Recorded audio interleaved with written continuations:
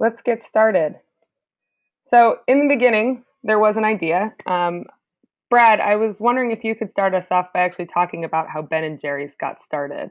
And then, of course, Tom, same question for you. Okay, Ben& Jerry's got started 35 years ago in 1978, and it was not started with political goals at all.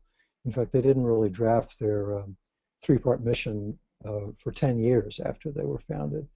It was started, famously started by two guys who really hadn't gotten much traction in their careers. Jerry Greenfield wasn't able to get into medical school.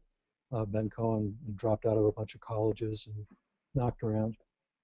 And they wanted to run a business that would give them enough money to live on and would give them nice lives and would allow them to have fun and happy interactions with their customers. And it was 1978, and Burlington, Vermont was a pretty laid-back place, and they really liked it there. And they opened their ice cream store basically sort of in the spirit of the 60s, although it was 1978. The thing about them that most people, that's well known, but the thing about Ben and Jerry that most people miss is they were not, although hippie images are integral to the company, they were anything but hippies. Ben's father was a official with New York State, and Jerry Greenfield's father was a stockbroker, and they were both really, really smart and really hard-working people. So that's how the business got started. Great. Tom, same question. How did you get started with TerraCycle? I understand that you were in the dorm room. Yeah, so TerraCycle started 10 years ago as a company that was searching for a way to look at waste differently. I mean, to be very honest, it started by growing better pot plants, by feeding organic waste to worms and then feeding the resulting worm poop to our plants. But it very quickly grew to become much bigger than that, and really thinking about why does garbage exist and then how can we solve it by creating unique collection and solution systems for all sorts of hard to recycle waste, from cigarette butts to chewing gum and everything else in between. So it's always been on this sort of quest to think about garbage differently and to come up with new ways to look at it, both from a generation perspective and a solution perspective. Great, thanks. And I was wondering if you guys could both share with us sort of quickly what the general mission statements are for both businesses. So starting with Brad, what's Ben and Jerry's business, or what's their mission statement? Okay, well, as I said, they didn't really draft a mission statement for 10 years. And by the time they drafted their mission statement, they were a $50 to $60 million company. In 1988, Ben Cohen had this belief that was gestating for the first decade of the company that businesses needed to give back to the communities that supported them. And this became increasingly elaborate, which is all detailed in the book. And there was a source of tension between him and the other members of the board of directors who believed that profit needed to come first. So eventually, a board member named Henry Morgan sort of codified this tension between pursuing profit first and constantly pushing for a social benefit by writing a three-part mission statement. And the parts of the mission are: first, product quality, making great ice cream and not compromising on that. Second is financial return, which is paying employees and shareholders fairly.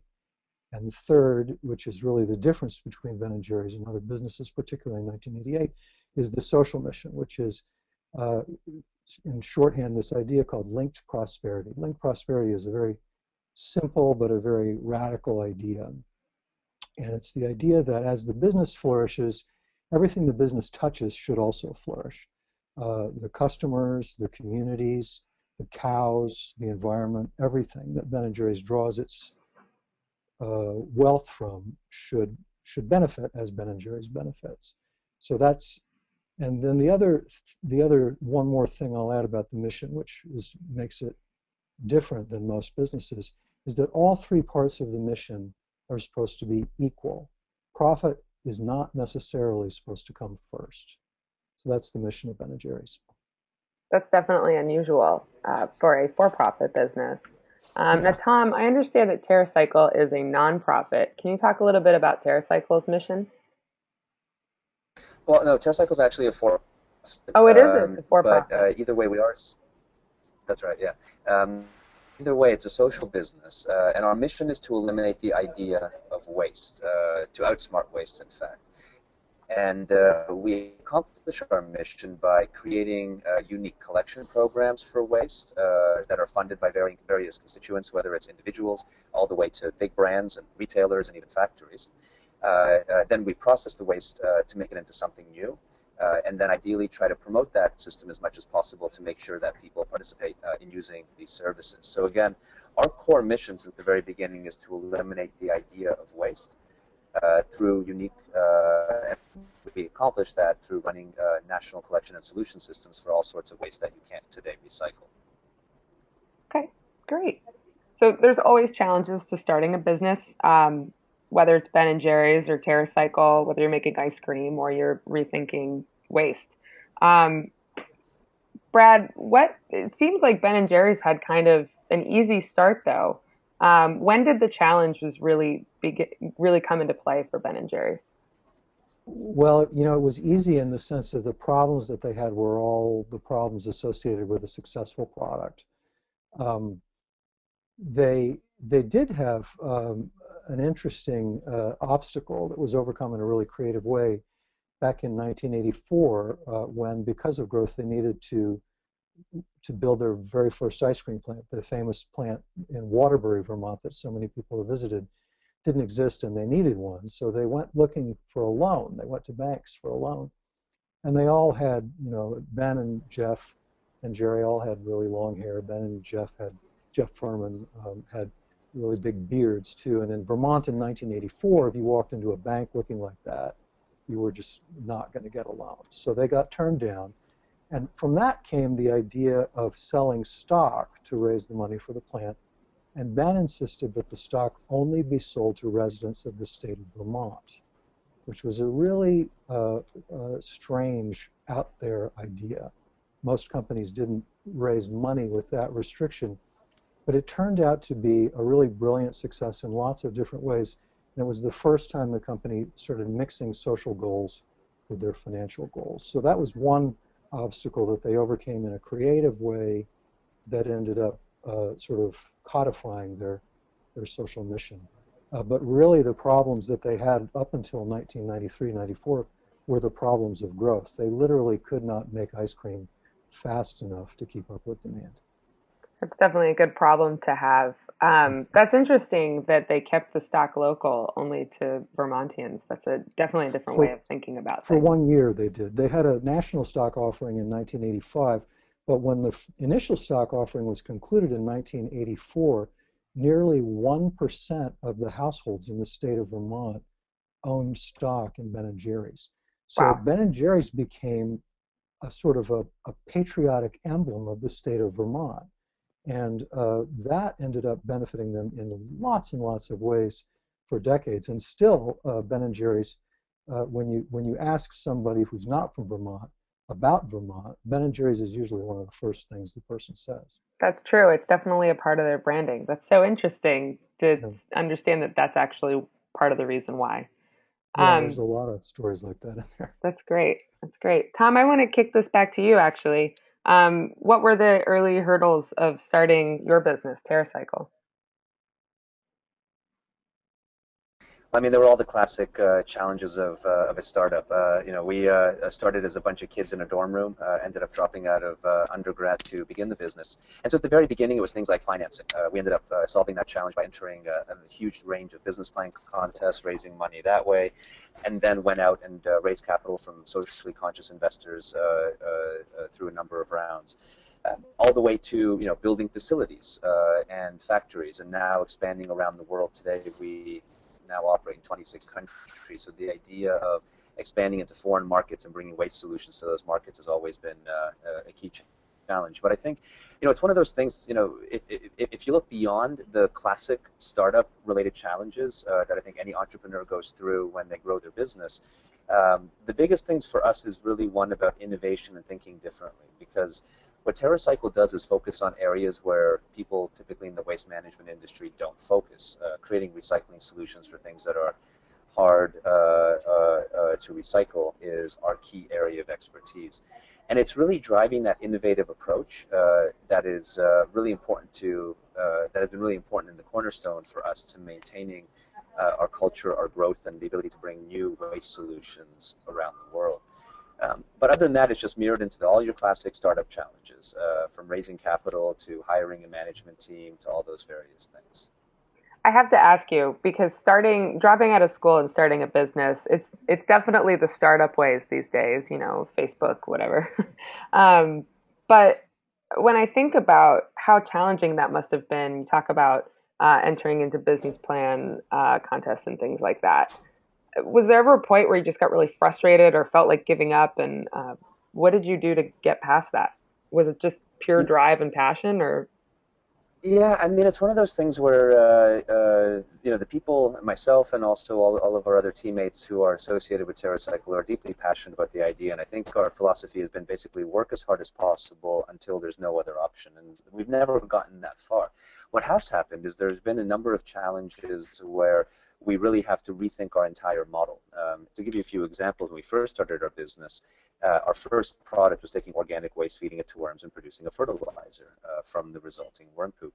But since we couldn't afford packaging, being a key business challenge, we ended up starting to package our product literally in used soda bottles. And so on and so forth, as we diversified well beyond solving for organic waste and used soda bottles to trying to solve for any type of garbage, from cigarette butts to dirty diapers and chewing gum and chip bags and all these things. Then the challenges morphed to, well, how do we really create national collection movements where people are able to leverage our platform to be able to send in these various waste streams, and then what do we turn those into? So it's always been this question of just looking at waste and how to look at it differently. Because if you can solve for that and have that new perspective, then all these opportunities or all these challenges become much easier to solve for. Are there any sacrifices that had to be made for TerraCycle in order for you to work? Were there ever points where just to get the business off the ground, you worried about compromising either the sustainable side of your business or some other area of it? So I didn't quite. Do you mind rephrasing the question? Sure. So I was thinking about whether or not there were any, when you have a green business, eventually at some point you come up against something where it feels like it may not be very sustainable in its own right, or whether it's from transporting things or packaging or whatever. And obviously TerraCycle is the master of packaging in a lot of ways because it's what you do. Yeah. But did you ever find a point where you were stuck against a rock and a hard place when it came to really being sustainable and moving your business forward? Yeah, it's an interesting question, and for us, it's very important that we hold true to what we're all about, which is more environmentally friendly solutions to waste. So for us, what's really important is that we will never landfill or incinerate, which is burn, anything that we collect. Instead, we're going to look for circular solutions, like the idea of reuse, upcycling, or recycling. Okay. And there have been cases where partners have asked us, well, can you just collect waste and incinerate it for us? We don't want you to look at recycling solutions. And those are examples where we would have to walk away from the opportunity because it's not what we stand for as an overall business. With that said, though, luckily that is more rare than common in the sense that a lot of the people, clients, and as well consumers who interact with TerraCycle understand what we stand for. When working with us, they see that and they really don't resist that. So while that is something we have to watch out for, it's become more rare than common. It's also important as we look at our collection systems to make sure that after you weigh in all the environmental costs of collecting the waste, processing it, that is much better than the alternative, which would have been sending it to a landfill or if you're in Europe or Asia, an incinerator. And so we do quite a lot of life cycle analyses in our system, and we really focus down to make sure that we're holding true to our promise that we bring better solutions to waste than what would occur if you just normally threw it in your garbage. That's really great to hear. I know that greenwashing and falling under this trap of feeling like, do I make a profit or do I do I hold true to my values? That can be tough for green businesses. So, um, Brad, actually posing the same question to you where Ben and Jerry's is concerned. Were there any sacrifices that had to be made for them to get the business off the ground? Um, yeah, not really to get the business off the ground. Is to get the business to become a national brand. They had to make huge sacrifices. By the time the business was really becoming a national brand, it was well off the ground. It was approaching $100 million in sales. Wow. But they basically gave up their distribution system in order to become a national brand.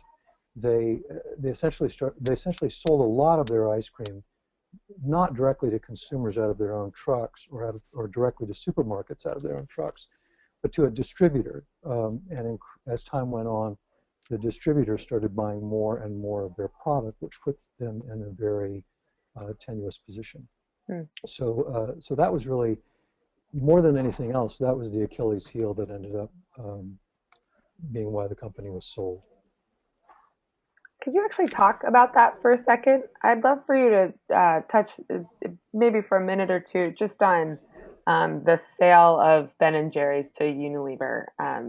Some people think it's sort of a sad story, but actually, in your book, in Ice Cream Social, it sounds like it's really more of a happy ending for everyone. Well, happy endings are kind of interesting things because oftentimes something that seems like a disaster actually contains the seeds of something extraordinary. And I think that's what happened when Ben and Jerry's was sold to Unilever, or at least the potential exists for something extraordinary to happen. And I've got to add before I launch into it that all props to Tom for what he's doing. And there's a big difference between Tom and I. I'm a journalist. I don't own a company. I researched Ben & Jerry's for a year and a half, but I do feel a little funny deconstructing the problems that led to its sale and criticizing various actions in the board from my comfortable office here, where I don't really have to take the heat or make a payroll. But yeah, it's a long story. It's told in the book, but basically, the distribution problem became really acute, and a bidding war started between Unilever and the distributor, the dryers, for Ben & Jerry's, and the stock price started going up. And by that time, the founders didn't really control the majority of the stock anymore. As the price got higher and higher, the pressure to sell got more and more intense, and the cost of remaining independent got higher and higher, and in the end, the pressure was too intense, and the board voted to sell. It's a very complicated and dramatic story, but in a nutshell, that's what happened.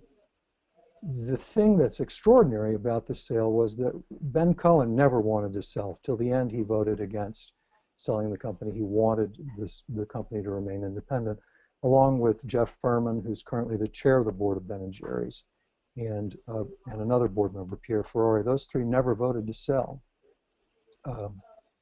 But when it became clear that the sale was inevitable, Ben did something extraordinary for which he's never really gotten any credit at all. He created he created a plan A and a plan B. Plan A was taking the company private, raising bond funds, and with junk bonds, taking the company private so that he could remain a senior executive in the company. And Plan B was selling to Unilever. And he played Unilever off really brilliantly for a long, long time. And Unilever really, really wanted Ben & Jerry's very badly, badly enough that they were willing to give up a lot to get Ben & Jerry's. So Ben kept pursuing this taking the company private idea and negotiating with Unilever at the same time. And what he negotiated, the sale agreement, was this very, very detailed, very complex document with a lot of specific metrics in it, a lot of legal guarantees. But in a nutshell, the sale agreement maintains Ben & Jerry's as an independent company based in Vermont. It's a company that's incorporated in Vermont, and it has its own board of directors. The difference is that the company only has one shareholder, and that shareholder is Unilever. But the sale agreement, in the sale agreement, the shareholder, Unilever, agrees to let the company, Ben & Jerry's, maintain its own board of directors. And that board of directors is staffed by the board of directors with no input from Unilever forever. So there is this independent group based in Vermont that exists to safeguard product quality and the social mission in all kinds of ways. And the big difference is the sale agreement guarantees that they exist in perpetuity, which is forever. And that's never really happened before or since, I think, when a socially responsible business sold out to a multinational. That's what the book really details.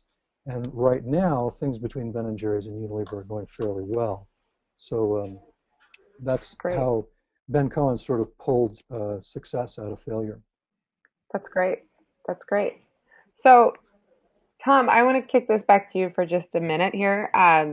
TerraCycle is international. You're a pretty big business. You're in a lot of different countries now. I was wondering if you could talk a little bit about where TerraCycle has expanded to outside of the U.S. and if you could actually talk about how you knew you were ready to expand and talk a little bit about the process of going international. Sure, absolutely. So just to give a little background, we first started going international in 2008, which was 5 years. We're 10 years old now as a business. This was in year 5. When we got a call from one of our partners in Brazil, this was PepsiCo, saying that they really liked the work that we have done with them with their division Frito-Lay in the United States around making chip bags recyclable, and that they would like that program to expand into Brazil. And so we really thought about this, and the question was either we could teach a company in Brazil how to run our business and get a consulting fee and then be done with it, or we could actually open ourselves, and we opted for the latter. That was the first international opening, and it was fraught with a whole range of various challenges, from hiring a good general manager to local accounting and legal rules and all those fun things, and then even how to manage a foreign subsidiary. I mean, this whole range of various challenges. But in the end, it worked out well. We still operate in Brazil, and it's been a great successful unit for us. Then what we started doing is we realized that, garbage is not just a national American problem, but it's also a global problem. And in fact, companies like PepsiCo or Colgate or Unilever or all these other major multinationals work in many of these various countries. And a toothbrush that is made by Colgate is not recyclable, not just in the U.S., but anywhere in the world. So we took that impetus and started talking to various brands and saying, well, we know we run your program in the United States, but do you have appetite to bring it to foreign markets? And if so, which countries? And so instead of us opening a country and then looking for partners, we do it in the opposite way. We ask our partners where they'd like us to open, and then if it makes sense, we open in those countries. And that has now allowed us to expand into 24 countries around the world. Really quickly, that's Canada, United States, Puerto Rico, Mexico, Argentina, Brazil, most of Western Europe, actually almost all of it, a little bit in Eastern Europe with expansion into Hungary and Turkey, now even in the Middle East with Israel. And then we just started our Asian expansion. We recently just launched our division in New Zealand. Our Australian division starts their waste collection services in about a few weeks. We just opened our office in Sydney. And then in April, TerraCycle Japan opens its doors. We already have our team in Tokyo on the ground, and they start their actual services in April. Now, Wow. you can imagine, as that's a lot of markets to manage, but there's a lot of interesting things about waste that allow that to occur. And one of the real cool things about garbage, if you can say that, I know it sounds sort of like an oxymoron, is that it's very standardized and it's made by the same companies. So if we can create systems that work in one country, it's actually very easy and logical to be able to replicate it in multiple countries around the world, and that's been exactly what we've done.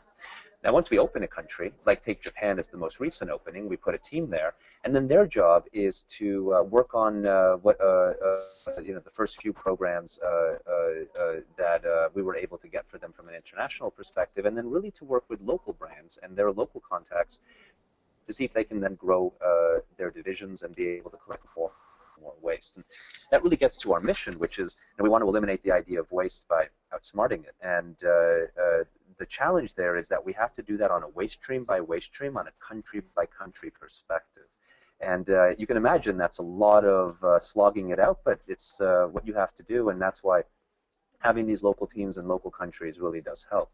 What's also really fascinating is that you get some interesting innovations. You know, certain methods of collection or unique ways to collect hard-to-recycle waste, and in fact, unique ways to recycle it, may come not from our U.S. headquarters, but foreign divisions. Like our team in Brazil was the team that invented chewing gum recycling. That now was actually leveraged by our team in Canada, so that we're able to bring soon to the Canadian population used chewing gum recycling. Just like how our cigarette recycling program was invented in Canada and now runs in 9 countries around the world. And so, you know, while waste has a lot of negatives, and we could jive for a while on all the challenges of waste, there's actually some interesting positives that make its the ability to solve it on a global platform a little easier than it may seem. And one of those things is the fact that it's highly standardized and it's the same companies in the same countries producing it. That's interesting. I never would have. Really is I've cool. Yeah. never thought about it that way before. Um, so I'm going to shift gears a little bit. Brad, it actually seems like from reading Ice Cream Social, your book, that things got increasingly complicated for Ben and Jerry's. You've talked a little bit about some of the creative things that Ben Cohen did, and some of the different ways that they offered stock in the beginning.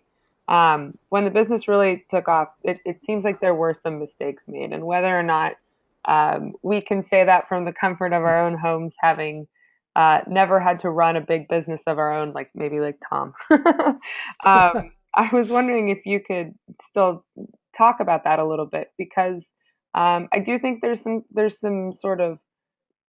mistakes that you point out in the book that maybe could have been avoided, and I was Yeah, wondering if you could I think so. share those with You us. know, one of the ways I tried to check my journalist's tendency to write things in terms of black and white and look for good guys and bad guys and so forth is I worked really closely with Jeff Furman, who was involved with Ben & Jerry's from the very beginning and is currently the chair of their board. And And he he and I wrote really the went, forward for your book, correct? he wrote, yeah, he wrote the epilogue to the book. Epilogue. And he and I went over the story in detail, and I kept going back to him as my understanding of the story deepened. So I think that these criticisms are really not just the perspective of an outsider. It's something that is sort of a consensus within the company. Basically, you know, as I said, Ben & Jerry's problems was keeping up with growth, and they decided to solve that problem once and for all by building a really enormous ice cream plant in St. Albans, Vermont. And that was going to get ahead of the growth. But I think one of the things that really torpedoed the company was they started from these progressive values, and one progressive value is inclusion. Everybody gets a vote, everybody gets to be listened to. And so the plant was designed with a lot of input from an employee committee. And the employee committee came up with a lot of good ideas, but there was never anybody who was integrating all of the ideas together, and the committee kept designing the plant after the plant broke ground. So long story short, the construction of the plant was a financial and operational disaster that caused a financial crisis in 1995, so that the board sort of backed away from their principles at that point, went looking for a professional CEO, because they all came from small business backgrounds. They didn't really have any, they didn't know what they were doing operating a $150 million business. So they went looking for a professional CEO, and one bad thing led to another. So the lesson from that, I think, is that, you know, there's a post I made in the blog I'm writing to support this book at icecreamsocialbook.com. The post is called "Good Intentions Aren't Enough." There's a point where you really have to make sure that someone's in charge, and you really have to be willing to have a chief executive that makes a decision that's going to be very unpopular and may not seem inclusionary or progressive, but's in the greater good of the company. After the plant was finally up and running, the board continued to suffer from this problem. They had continued to have conflict between board members who believed that profit and financial stability had to come first, and board members who believed that the three of them had to come together. And so these two factions never really reached an accommodation. They continued to be in conflict. And there was a point when the distribution problem was becoming acute that the chairman of the board really needed to step in and say, you know what, we need to reduce our costs and really solve our distribution problem. And the chairman of the board was Ben Cohen. And I think he was probably smart enough to realize that that's what needed to happen. But he couldn't do it. He couldn't lay people off. And so that's another lesson, is that you really have to, if the three parts of the mission are equal, that means that there are some times when things have to be done in the financial interests of the company at the expense of the social part of the company. Yeah. It sounds like there have been a lot of really tough moments for Ben and Jerry's where sometimes the decisions were. Yeah, there have. Actually, it was pretty extraordinary. I've been writing about American business for 30 years, and I interviewed over 36 people for this book. And the people who were involved in the sale of the company, there's this extraordinary thing that I noticed, is people who went through the sale, when they recalled it, they very often choked up and started to cry. And this was 13, 14 years after the sale occurred. So the great thing about having a business with a social mission that really has a social mission that people believe in is that people are passionately devoted to the business, not only the employees, but also the customers. And that love, I could see sort of mirrored in the anguish that my sources felt when they were reliving the sale of the company. Yeah, it sounds like it was not a decision that was made easily. So. No, not at all. But they kept struggling, they kept fighting, and right now they're in a pretty good place.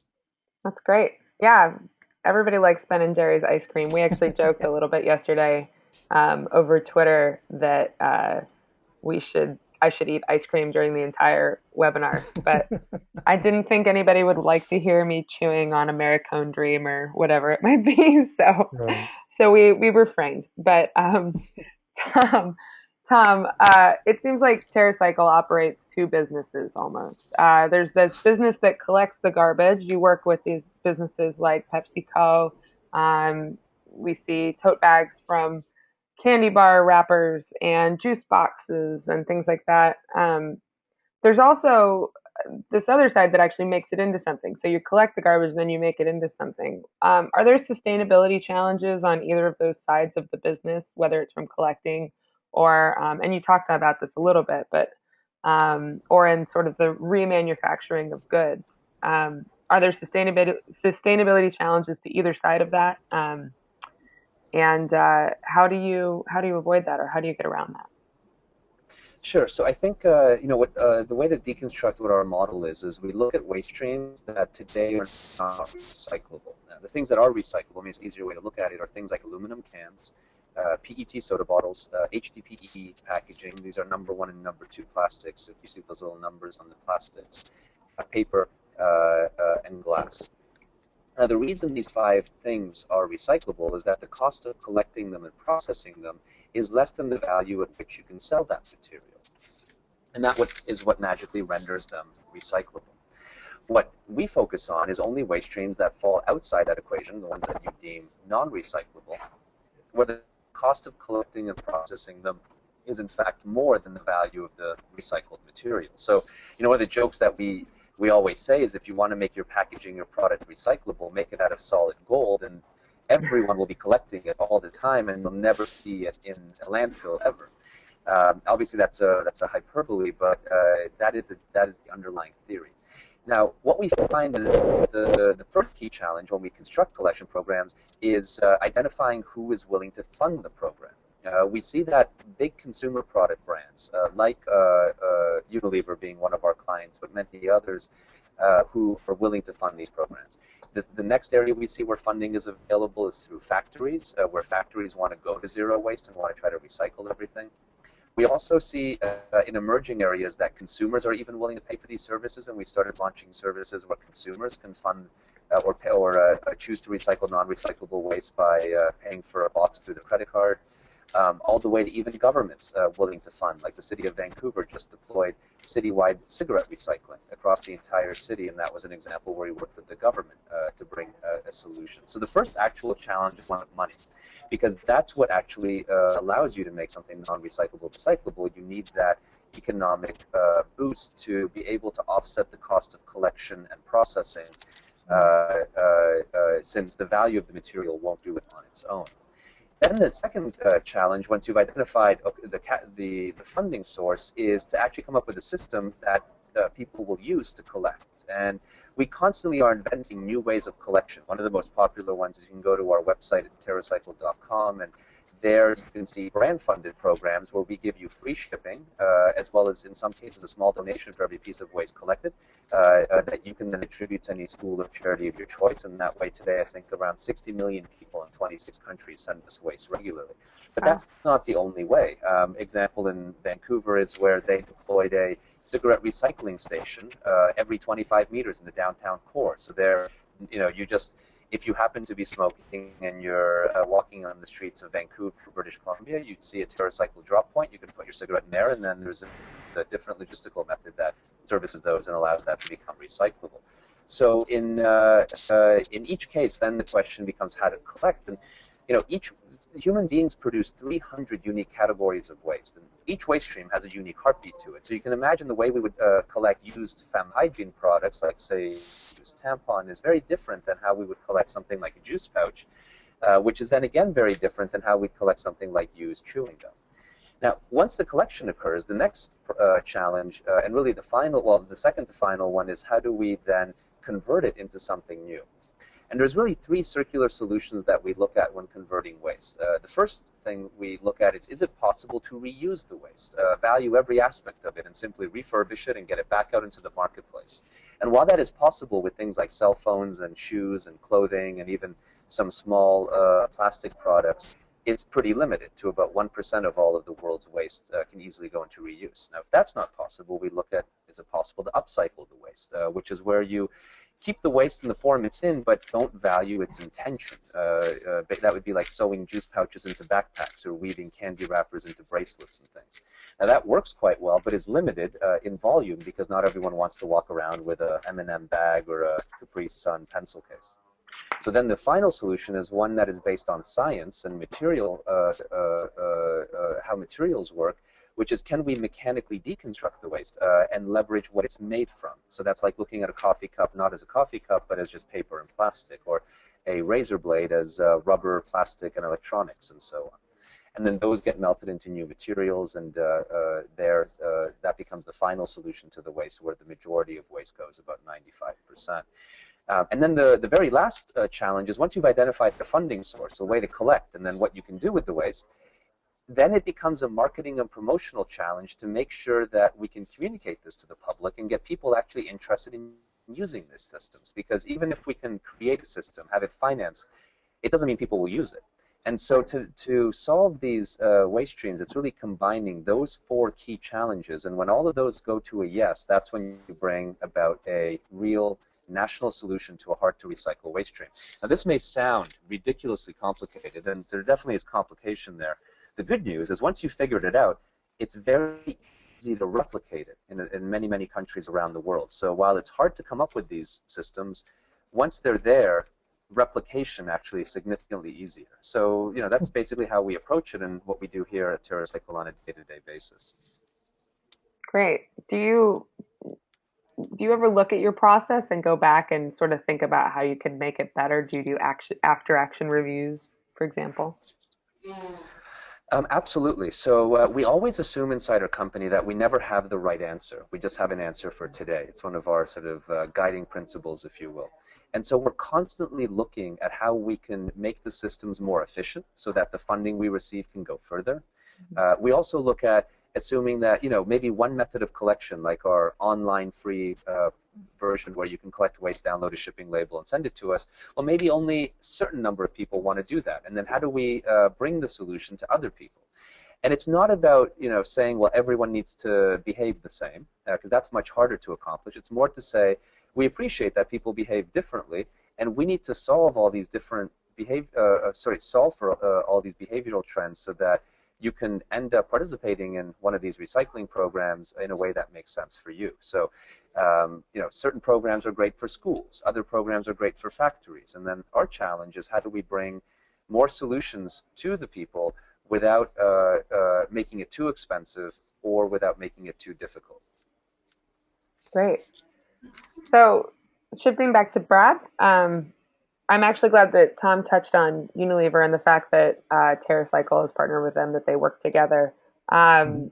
Because where Ben and Jerry's is concerned, there was a lot of reason to worry that a mega corporation like Unilever was going to do away with the Ben and Jerry's mission statement. But in fact, actually, uh, speaking again to sort of the happy ending side of things, I was wondering if you could just talk a little bit about how they were able to hold on to that mission statement and actually how uh, that's influenced Unilever today. Yeah, that's not that complicated a story really. As I said, they negotiated the sale agreement, and so Unilever signed the agreement and had contractual and legal obligations to do all of these things. But the sale of the company was so painful to so many of the people who were involved with the independent company that a lot of them left after the sale. Ben and Jerry, for example, never really had a management role in the company after it was sold to Unilever. They don't have that kind of role today. And the members of the board of directors, while they were charged with being the watchdogs of product quality and the social mission, they really didn't they really didn't stick to their knitting and work very hard to make sure that it was being followed for many years after the sale, allowing Unilever to put the management of the company in the hands of executives who really managed Ben & Jerry's for several years like a traditional company, squeezing costs out of the system, laying people off, and also, putting profit first. Um, and Unilever was smart enough to understand that the social mission was integral to the brand. Mm-hmm. So they continued to do things for the first few years of their ownership that played really well in the public arena. They were out in front on climate change 5 years before Al Gore's movie won an Oscar. They did all kinds of charitable work and kept the Ben & Jerry's brand looking like it was had a three-part mission, but profit was really first. Long story short, the board basically got fed up in 2007, 2008, and forced a confrontation with Unilever, which led to the executives who were managing Ben & Jerry's being replaced by a new set of executives who really took the three-part mission seriously. And for the last 4 years, what's been happening that's extraordinary, and I think is why the story is significant, is that this tension that's existed since the beginning, the tension between people who say you've got to make a profit before you can do good works, and people who say, no, the three should be equal, has now been sort of written into an operating agreement. It's sort of like a constitution now, where there are two governing bodies, and they need to agree before the company can move forward. So the board of directors, which is based in Vermont, and the Unilever executives, who are based in London, now must negotiate for Ben & Jerry's to make operational decisions.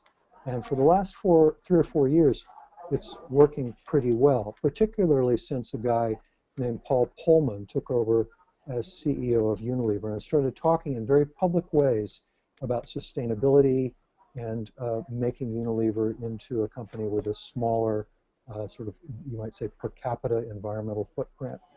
Pullman has been mentioning Ben & Jerry's in his speeches as evidence that Unilever is serious about doing these things. That's great. So Ben & Jerry's has sort of become, it's about 1% of Unilever's revenues. It's a tiny part of this enormous beast, but it's sort of the jewel in Unilever's crown now. And if the board can continue to hold Unilever to the agreement, it has the potential to spread through, and Pullman remains chief executive, it has the potential to spread throughout Unilever, I think, over the next 10, 15 years. That's what we're hoping. Yeah, it's great to see that Ben & Jerry's is actually making an impact like it is. It's a good reminder that a small ice cream maker from Vermont can make a big impact just by doing what they love. So that's wonderful. I'd like to move into the question and answer portion of this. We actually have a ton of questions from people, which means... Kat, I have a question for Tom. I've been dying to ask you, Tom. Great, let's go. Can I start? Do you mind? Sure. I'll try to keep it short. Tom, one of the things that really struck me as you were talking is that there's a big difference between Ben & Jerry's and TerraCycle, and that there's nothing per se socially responsible about making ice cream. Ice cream makes people happy, but it's high in saturated fat. And you know, Ben & Jerry's has this mission of making a social impact on the world, but just pursuing the manufacturing of the product doesn't necessarily advance that mission. And you, on the other hand, just by making your business successful, it seems you're sidestepping that issue because the mission of your business has inherent to it a social benefit. So I was wondering whether or not you face the same sort of trade-offs. Are there times where you have to make decisions that would lead to a lower profit margin in order to hew to a greater social impact, for example? Excellent question. Thank you. It's a very interesting question, and I'm going to answer this in a few ways because what we've learned is sometimes the answers are not as intuitive as it may seem on the on the offset. Here's what I mean by this. There's a couple of topics that you raise, and I want to sort of attack them each a little bit separately. One is the idea of profits. The other idea is a business like an ice cream company, and I'm actually close friends with both Ben and Jerry, so I know their story well, and really look forward to reading your book about it. But there it's taking an ice cream business, as you said, which is not inherently social, and making it into a social ice cream business. And how does that, where does the distinctions lie? So first, I just want to address the white elephant in the room, which is the idea of profits. I've debated this quite often internally, and I think the purpose of business, the reason we all go to work is, I would hope, the product we make or the service that we provide. It shouldn't be for the sake of profits or how much cash we make. I think it's very dangerous when companies make their decisions on profit and then later look at other aspects and how they work. And I've seen a lot of companies, without naming any specifics here to incriminate anyone, making some pretty horrible decisions because it's more profitable to do so. But then those decisions many times go directly in the face of the environment or society. So one of the things TerraCycle does is we are purposely defocused on the concept of profit.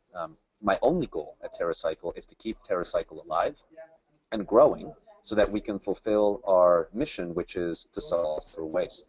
And that's really an environmental and social return. Primarily environmental, to some degree social with the donations we give, because we've given away tens of millions of dollars, and also the people we educate, but really primarily environmental. So the way I run the company here is we say, look, we have to be black, because that's black as in profitable, because that means we'll be around for the next year and the following years. But after that, all the extra resources we're able to gain by growing our revenue, we reinvest into the business, either by investing into new research and development, testing new units, whatever risks we might want to take, or lowering our price. Because you can only be extremely profitable in one of two ways. Either you charge too much, or you make your product not as good as what price you're able to sell it at. And it's that delta, that difference between cost and price is what creates profits. And what's been really fascinating is as soon as we started really promoting this fact that we are not profit focused and we're simply only going to be positive every year from a profit perspective and really focus on growth and impact, there's been some really positive effects from that. It really helps create a lot of good employee morale. People come here feeling very purposeful in their jobs at TerraCycle and not just looking at what paycheck they get. It also helps in pricing negotiations with our partners, where they don't really beat us up on price because there's nowhere to go. It is really, the costs are what they are, and they're not under the impression that we're marking up our prices so much to create lots and lots of profit. Now, let's go to the other end. What's interesting is TerraCycle's core function, as you stated, is to be a social business. We're not, taking an existing model to make it more green. We're trying to fundamentally be a platform that makes everything it touches significantly better from an environmental perspective, really with the core focus on garbage. Now, what questions this has really brought to us have been interesting. What companies should we partner with? What should we not? In the same league of Ben & Jerry's, another close friend of mine is Gary Hirschberg, who's the founder of Stonyfield Yogurt. He's one of our first partners, in fact, and he and I have had this long time debate on whether TerraCycle should partner with companies like Kraft Foods or PepsiCo or Nestle, because maybe their products aren't made at the same standards as other green companies are. And this extends even further of should we partner with the tobacco industry to help solve cigarette waste, noting that big tobacco is definitely not a social business. In fact, probably would be perceived as the opposite. And one of these have been the interesting debates that have come to us. And so what we decided to do on this front, which has been maybe one of the most lightning rod issues, is to say we simply will not comment on any of the products we collect, because every product in the world has externalities. It doesn't matter if it's organic yogurt, you still have to grow cows who produce methane, you still have to have land use, you still have to take oil out of the ground to make packaging and so on. And as long as these externalities of waste exist, we're here to solve them. And because of that, TerraCycle's partnered in 9 countries around the world with big tobacco, from British American Tobacco to Philip Morris and so on, with the explicit focus to solve for cigarette waste. And this has worked quite well for us, so we haven't been criticized for it. And we also, because we maintain the explicit focus on waste, it allows, I think, this to work quite well. But those have been the types of challenges that we've really looked at and grappled with as we've grown as a core social business. Okay, so we have just a few minutes left. We actually only have 6 minutes left in this webinar, so I'm going to try to move quickly through some of these questions so we can get. We have a bunch, so we won't get to all of them today. We will follow up with some of them over Twitter and possibly in blog posts, so we'll keep everybody tuned in on that. So this question is from Jennifer Kahnweiler, who is another Berrett-Koehler author, by the way. Jennifer, thank you so much for tuning in today and for your support. Jennifer, this asks a question for Brad. What drew you to the Ben & Jerry's story? I've been friends with Jeff Furman for about 15 years. Remind everybody who Jeff is. Jeff Furman is the chairman of the board of Ben & Jerry's, and I'm a journalist based in Ithaca, where Jeff lives. And Jeff and I actually shared an office in Ithaca when Ben & Jerry's was being sold. And I didn't know very much about the story then at all. I just knew that something bad was happening from Jeff's point of view.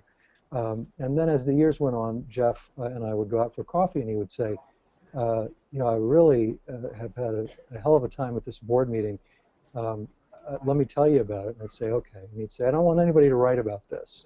I just want to talk to you. And I'd say, okay. So he'd tell me these hair-raising stories, and I'd say, wow, this is great.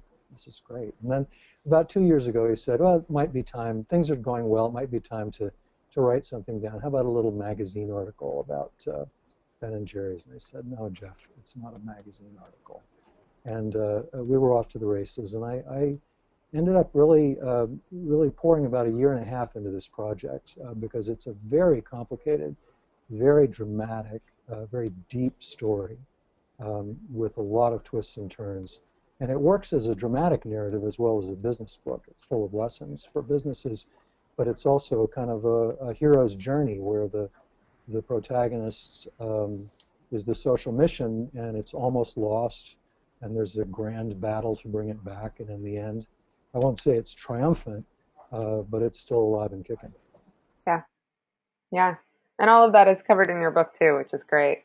Tom, this question is for you from Maria. She asks, how does Tom reach out to different companies and form partnerships? Sure. So it comes in 2 ways. You'd imagine this is the classic sales approach. We have a sales team here at TerraCycle, and in every country in the world that is constantly calling partners or potential partners to see if we can convince them to be able to fund one of these programs. And again, that could be everything from retailers, like Staples, who now collects binders with us in every one of their stores, all the way to big brands, to even consumers. So we have a direct outreach force, a sales force. We have then a marketing force that is out there trying to produce promotion, articles. We even have our own TV show. We're actually just filming season 2 of our TV series. If you're in the United States and you get a network called Pivot, which is a new network with about 50 million viewers, you'll be able to see the TerraCycle TV show starting to air in August, season 2. No so we kidding. do all these various, we have, the classic reality show going on here. It's not filming today, so I would wish I could show you the cameras in action. But so it's between direct sales, marketing, and so on. And then as we've grown, we do have companies and people reaching out to us directly, and that's always great because that means we're doing the right thing, and it allows us to grow even faster. But it's one of those things, you know, we come to work and you make a lot of phone calls and you hope that we can convince a few people to fund the solution. And this is the key challenge, is that to be able to solve for non-recyclable waste, there really needs to be capital and money. And to be able to get the money, we have to then really work on convincing companies why this is going to be good for them beyond the environmental reason, beyond it being the right thing to do.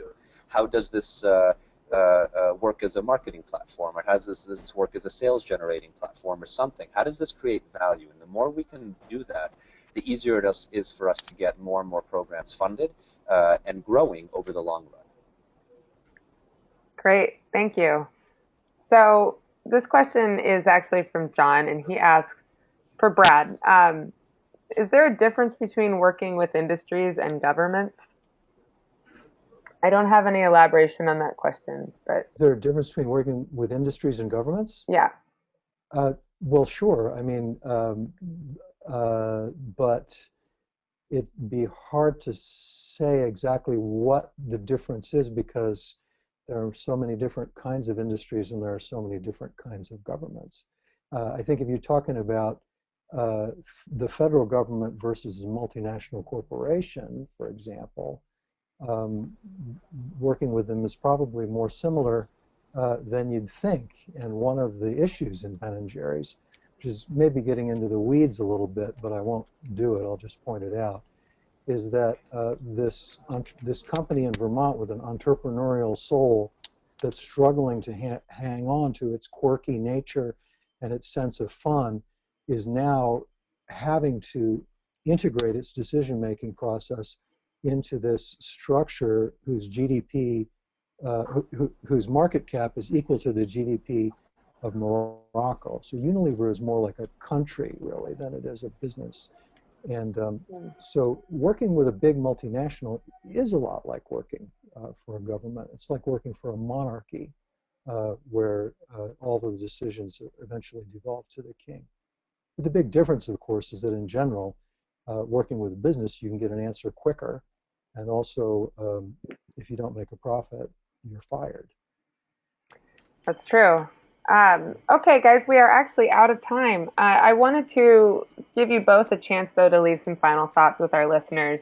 And I also wanted to let everybody know, because we had so many questions, and actually we had a lot of very specific questions about TerraCycle for Tom, we will follow up with you via email, via blog post, or via tweet. But either way, we will let you know where we respond to your question. Kat, I should also say I'd be happy to engage with anyone on my website, icecreamsocialbook.com. Fantastic. Leave a comment. Fantastic. So if you have questions for Brad, if you have questions for Tom that you didn't have answered today or that you think of later, feel free to drop them to me. My email is the one that you got when you signed up for your GoToWebinar event today, so feel free to send them there. Final thoughts, Brad? Oh, okay. Well, the book is called, the subtitle of the book is The Struggle for the Soul of Ben & Jerry's. And I wanted to, I guess my final thought is kind of not really a downer, but it's a sobering one, which is that this idea of having a business with a social mission or a business with a conscience is a struggle. It is a constant struggle, and it is a struggle that will never be over. I think there's a lot of rhetoric around corporate social responsibility that's basically happy talk. And one of the reasons I wrote the book was to sort of put a pin in that balloon. The people who ran Ben & Jerry's were very smart, they were very extremely hardworking, they were very focused, and they made some big mistakes, but they did a lot of things right. What they never did was they never gave up on this idea that the social impact and the product quality had to be equal to the financial return. It's a lot harder to run a business that way. It never really gets easier. And the benefits are vast. You get insanely loyal customers. You get highly motivated employees. And you get a legacy that makes you feeling good about how you've spent your life. But the benefits can't be put on a spreadsheet always.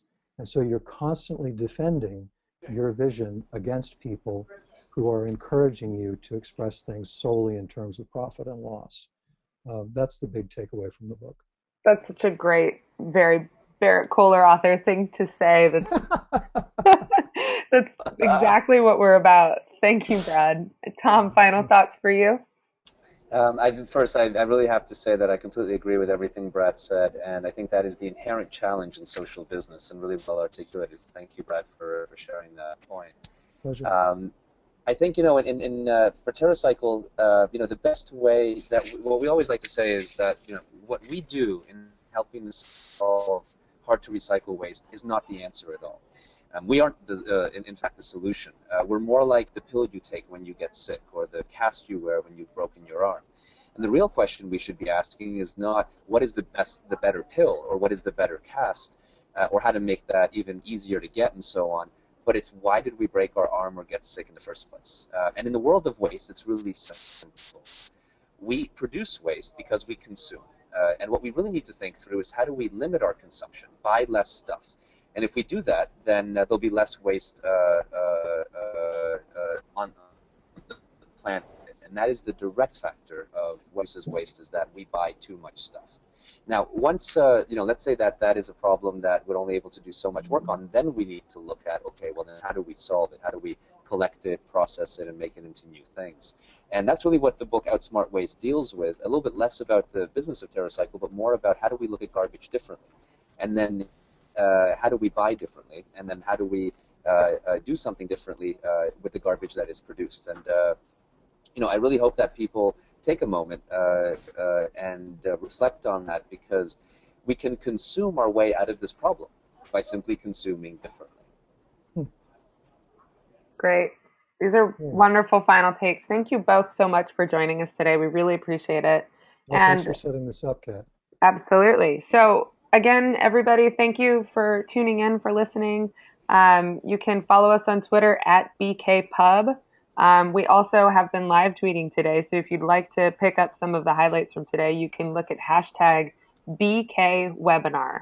That's hashtag BKWebinar, and you can follow us at BKPub. I would love for you to follow us. That's me tweeting to you there, by the way. So now you know who's behind it. The master behind the 140 characters. So thank you again, and we will be following up with all your questions soon. Take care, everybody. Thanks for listening. Bye-bye. Bye.